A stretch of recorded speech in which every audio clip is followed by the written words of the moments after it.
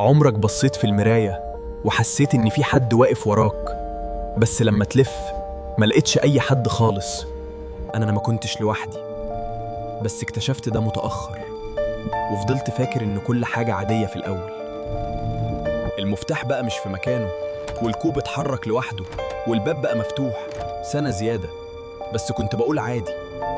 لحد ما بدأت أحس إن في حد معايا، مش بشوفه بس حاسس بيه، وواقف قريب مني، واقف قريب زيادة، وأنا ماسك الموبايل. وفجأة حسيت بنفس بارد قوي ورا رقبتي مباشرة.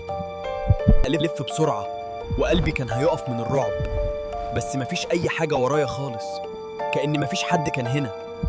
المراية اللي قدامي أظهرتني فجأة، ومعايا حد واقف ورايا، ثابت وطويل وغريب ومش باين منه حاجة.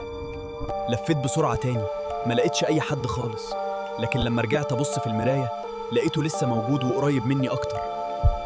وساعتها فهمت الحقيقة اللي كانت مرعبة. هو مش موجود في الأوضة أصلا، هو بس بيظهر في الانعكاس.